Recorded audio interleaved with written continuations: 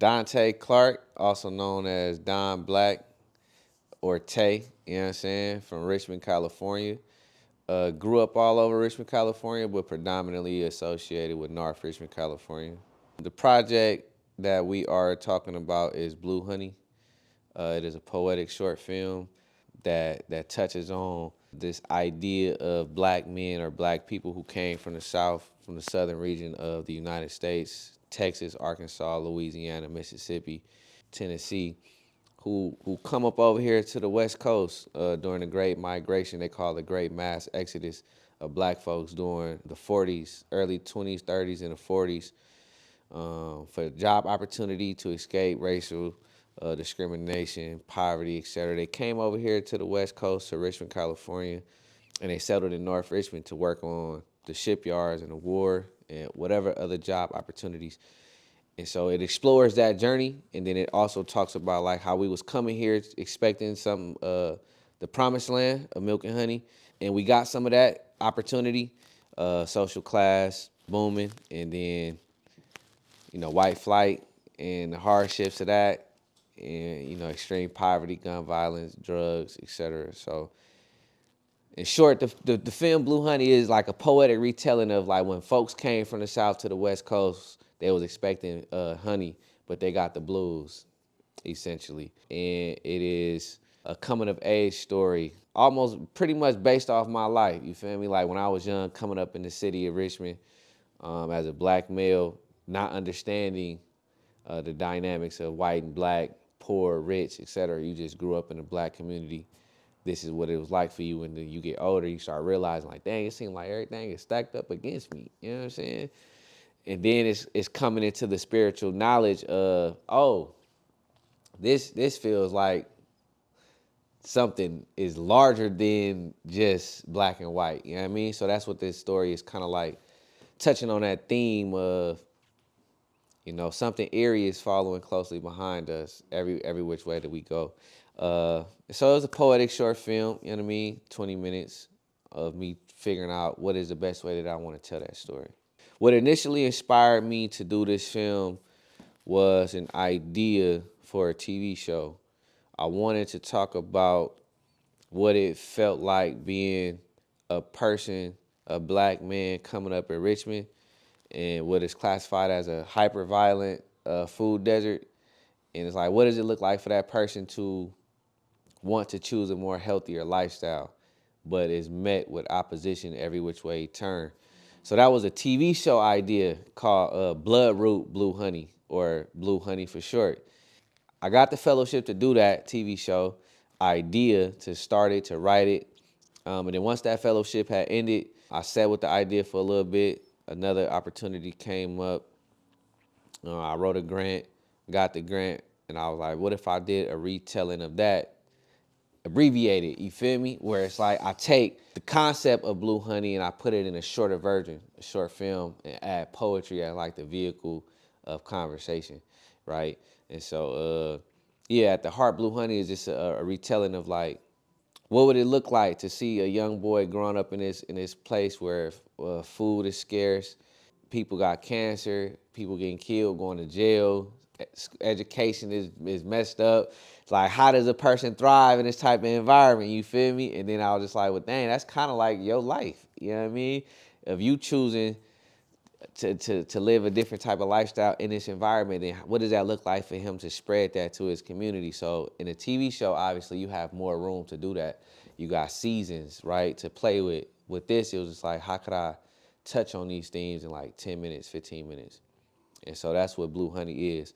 So what y'all seeing right now is like 6 pages of exploration of trying to figure out like, oh, what's dope? How could I, just me playing and practicing of how to, tell a story on film.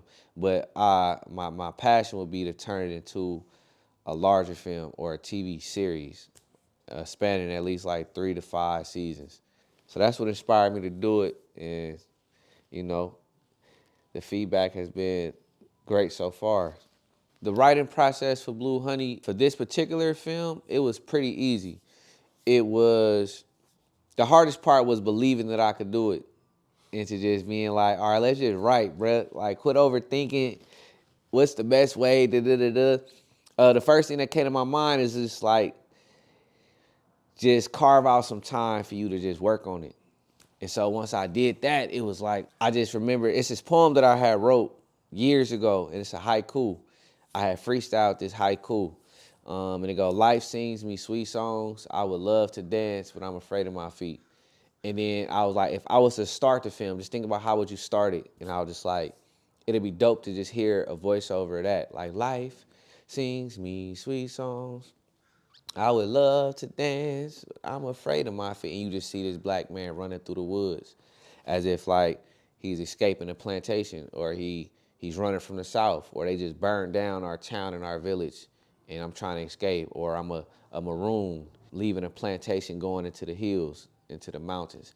And so I kind of wanted to capture that moment. And I was like, from that moment, everything else just started flowing. Like, all right, boom.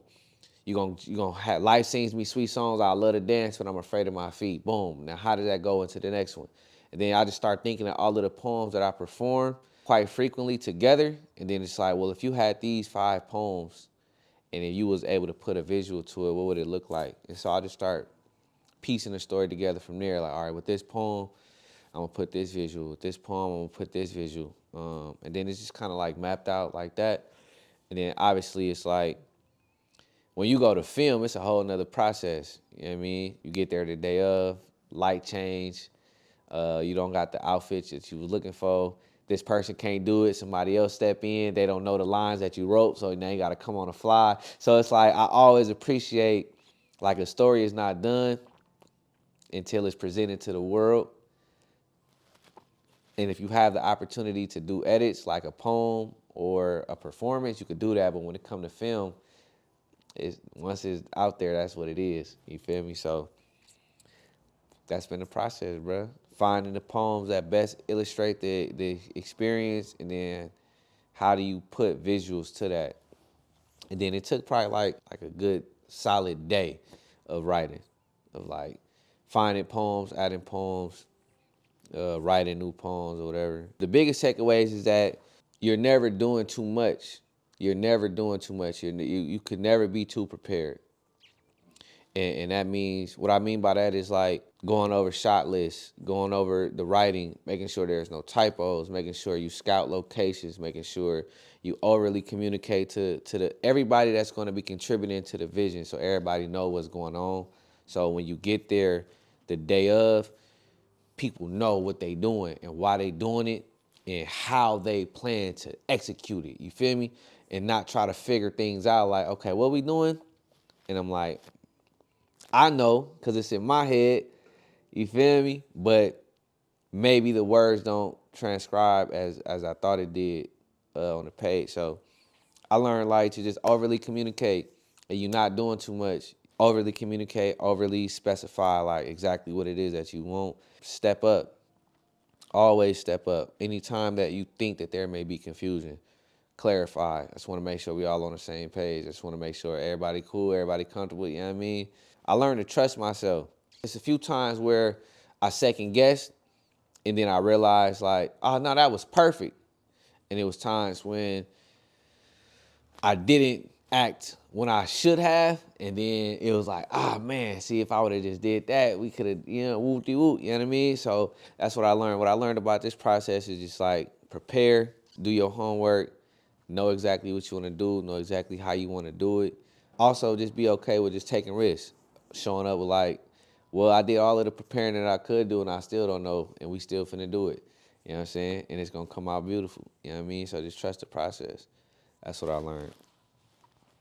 An ultimate goal as a storyteller would be that you have an idea, you communicate that idea in the best way possible, and the audience come and walk away with a feeling, whether they hated it, whether they loved it, whether it was something that they wrestled with. Just walk away with a feeling. You know what I mean? I would hate to have something that I put out there and somebody is just indifferent. They don't care, they don't like it, they don't not like it, they don't hate it, they don't love it. It's just kind of like, dang, there's nothing memorable about it. It didn't move them either way. So I want, my ultimate goal is for you to walk away with a feeling of like, I hated this scene because of this, because I feel like that's how conversations go. Cause I feel like me, I'm coming from a pure place of experience. I went through it, I heard it, I seen it, I feel it, I researched it. You know what I mean? I observed it multiple times, more than 3 times is a pattern. You feel me? So it's like nothing that I'm saying is I ain't just make this up. You know what I mean? So it's like my ultimate goal is if you come see anything I do, just know for sure it's either verbatim or based on a true story. You know what I'm saying? So what I want you to do is walk away with a feeling. And from that feeling, figuring out in what way can you get involved to rectify whatever it is that you hate about this. And hate could be a good thing. Like, man, I hate that our kids got to go through that. Okay, cool. What you going to do about it? Man, I hate that, that whatever it is, you feel me? If you love it, then it's like, cool. How can you participate also in spreading what you love most about it? Ultimate goal is just walk away with a feeling and figuring out how you can then be pushed to get involved in whatever way you can by using your gift and your talent. Man, the scenes that stand out to me the most, it's 2 scenes for real. Yeah, it's 2 scenes. It's one scene with the mother and the son that I came up with because I was like, man, I just see this moment where I want to practice with writing narrative film using poetry as the dialogue. And I remember being in Point Richmond talking to this lawyer, this defense attorney who I build a relationship with, and we just be talking. And I was telling her about me going for this grant or wanting to do this film. And I was like, man, I just want a scene where you see a mama and her son talking, and she just like, say something poetic to him. And then she say, the sun leans side eye tilted towards the eagle bird selfish. And then I want him to respond back with like, it's 2 sides to every tear. And then I just came up with that. And I was just like, I want to write that. I said, that's going to probably be the dialogue right there. Boom. So when I was sitting down trying to write, it was difficult for me to figure out what I want to say. But in conversation, them lines just came to me. And so I wrote that down. And I was like, oh, I could picture my sister and my nephew playing this character. Once we got there to do it and we was shooting it, it was just like, man, this is perfect, bro. It's perfect. And then she try to warn him and give him some advice with another poetic exchange. So I say that, and then I say the classroom scene. The classroom scene because I wanted to film at a high school that I went to. And I wanted to capture the hallways and the vacancy of the hallways as if like the ghosts of all of these people that's been here in their experience. I wasn't able to get into the school that I wanted. And so a backup plan was just like, all right, man, we can't get into the school.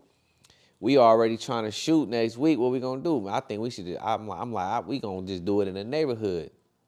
You feel me? Go to the project buildings that's there, that's vacant, and we just gonna put the desk out there. The art director that I had at the time, she was like, I can see if I can get in touch with some desks.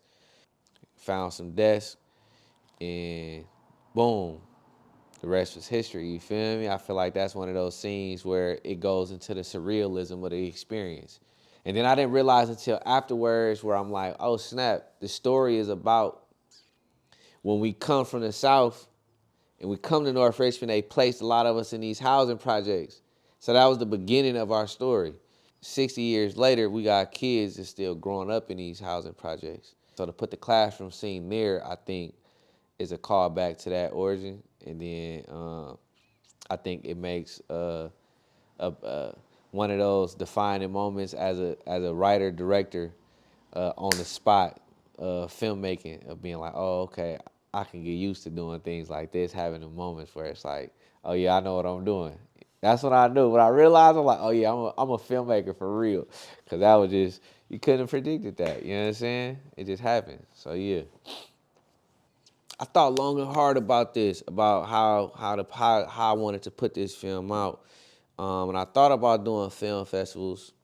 I've been a part of some film festivals in the past with a previous film that I've done called Romeo is Bleeding. And I really enjoy film festivals. You know what I mean? It's an opportunity to travel, get your work out there, connect, build community. With this film in particular, I feel like what I wanted to do, I was able to do. And that was just take an idea, put it down on paper and then go out there to execute it, to just get off the couch. You know what I mean? No pun intended. To just get off the couch, go out there in the street, put the work in, and just see what it turned into. And I feel like I did that. Had the first screening, and the first screening was beautiful. People came out. People gave me a lot of good advice. People showed a lot of love and encouragement. And I think all that to say is like how to access the film.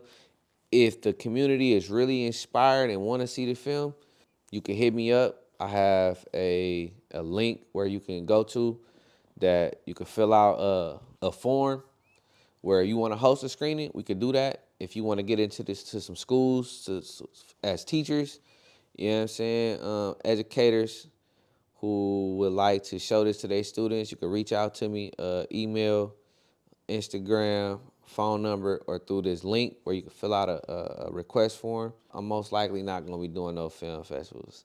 I'm going to be doing a screening in April. I'm planning on doing a screening in June for Juneteenth.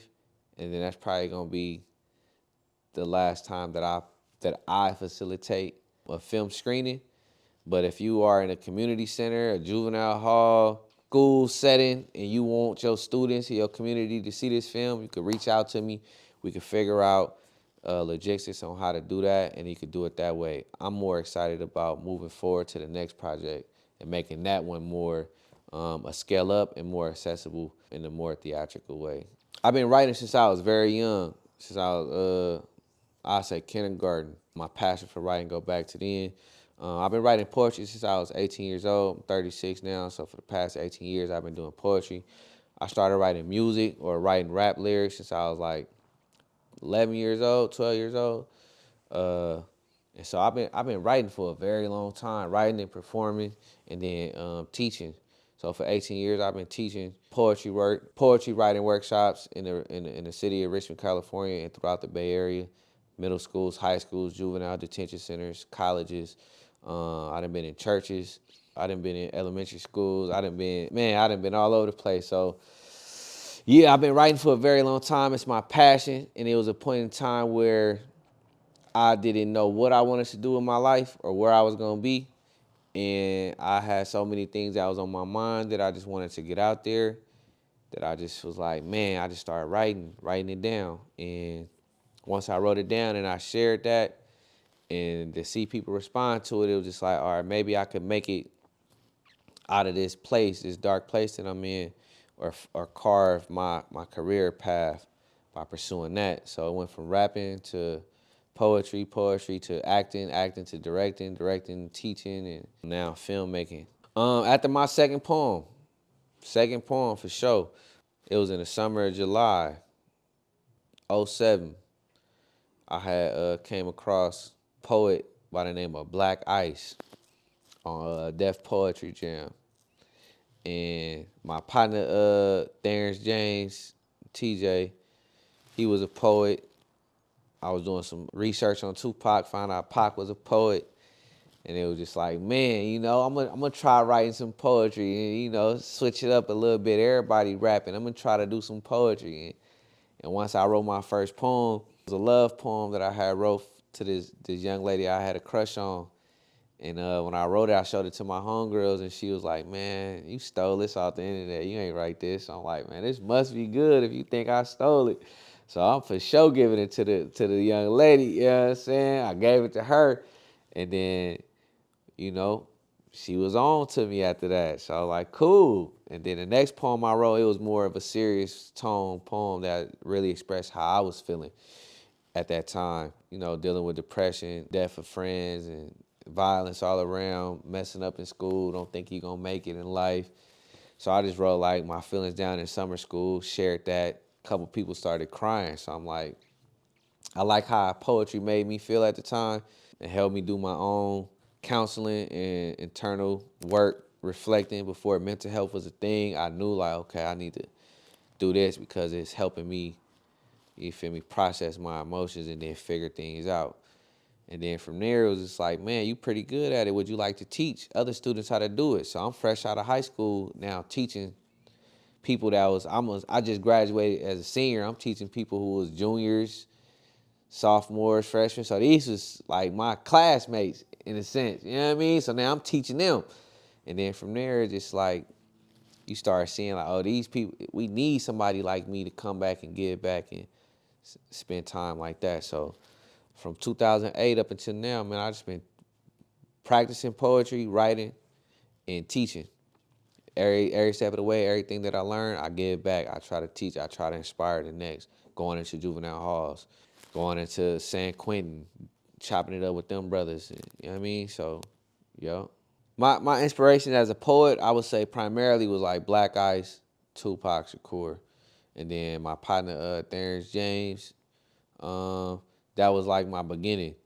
After that, it was like a whole bunch of people that was on the East Coast. They was going by Strivers Row at the time, but I say the standout ones be like Aja Monet. It'll be Jasmine Mans. It'll be Carvins Lassant or Carvins Lassant. My bad if I said your name wrong. Carvins Lassant, Joshua Bennett. You know what I'm saying? It was a lot of them. Then it was Sonny Patterson out of New Orleans. You know what I'm saying? And then by another brother by the name of Amir Suleiman. I say like poetically, and then more recent times it Shanaka Haj, Lauren Whitehead, Molly Rayner, Tongo Isan Martin, just to name a few. Dennis Kim, Brandon Santiago, a lot of folks from the Youth Speaks camp, by Muti. Them would be those poets, and then it started being like, oh, Gil Scott Heron, Mary Baraka, you know what I'm saying? Yeah, man, list could go on. The list could go on for sure.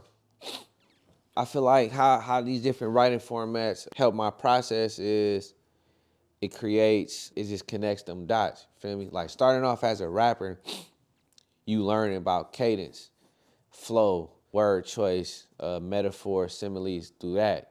Like saying what can I say that could be the flyest or the hottest thing, or just deliver with such conviction. But then a poetry lens is more of a show me, don't tell me. Like rap, I tell you that I'm mad and I do this to you, but poetry is like, describe to me what mad looks like. So instead of saying like, I'm mad, I'm hot, I could say like, man, my head is a boiling pot. I'm about to, you know what I mean? So that's like more of a poetic way of delivering, and then it touched more on the introspective side. Then storytelling is about taking your reader or your audience on a journey. It's another the details, right? It's either the details that's stated or the details that's shown in the story, in action. So just like, man, just being a rapper, it influenced my poetry. My poetry influenced my raps, and then both helped me figure out the beat and the pace of film. Just like, oh, what song will be perfect right here? What's the rhythm? What's the cadence? What's the dialogue? What's the action? What's the setting? What's the, you know what I mean? Like what are you trying to convey? And I'm still learning the filmmaking aspect of it, but I got the music and the poetry down. You know what I'm saying?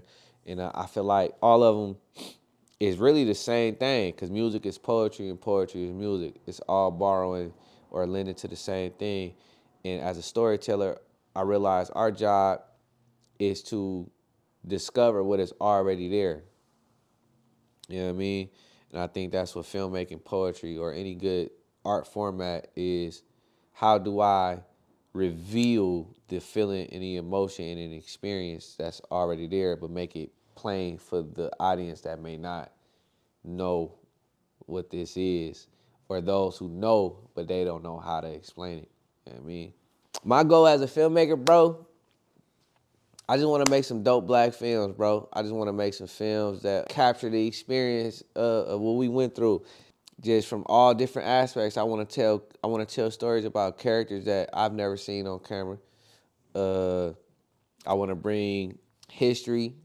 I want to tell history in a way that ain't been told. I really just want to do a dope film based in Richmond, bro. I just want to do.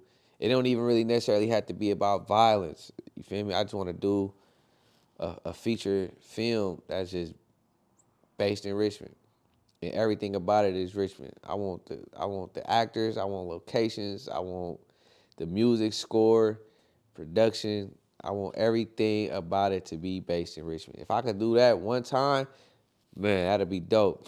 Other than that, man, I just want to make some historically classical black films, bro. I'll tell my younger self, heart on lion.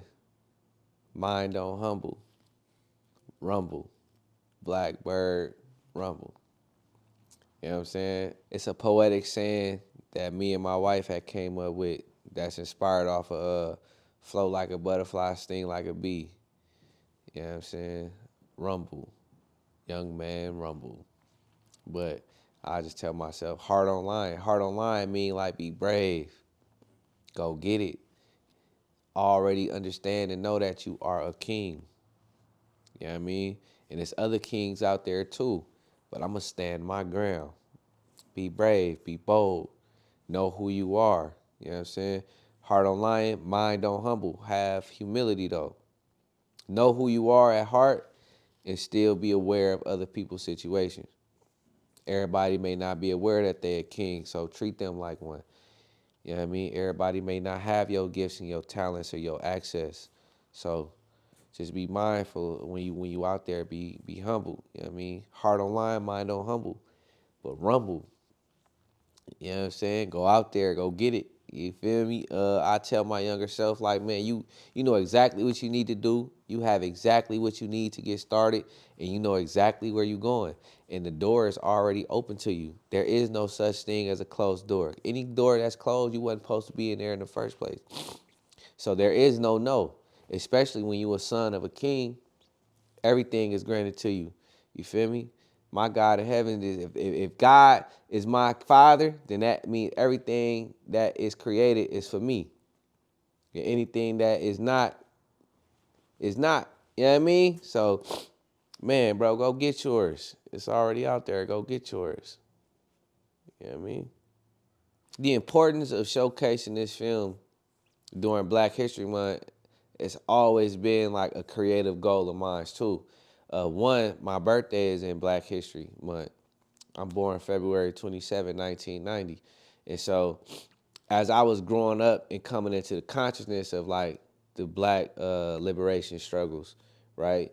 And just realizing like, oh, we celebrate Black History Month and my birthday is in Black History Month. So now as I'm emerging as a poet, as a songwriter, as an actor, director, teacher, educator, or whatever, it's like, man, when I pass on, I want to leave something behind that people could say like, ah, man, y'all remember Donté Clark?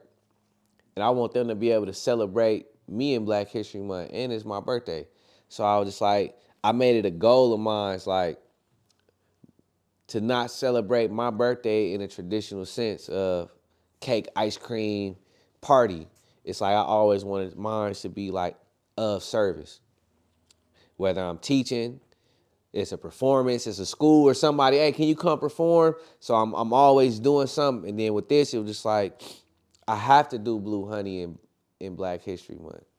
Like, why wouldn't I debut my first poetic narrative film in Black History Month in 2026? So just like, I have to do that. So I say anybody that support me moving forward, come February, expect that I'm dropping something. I'm dropping a book.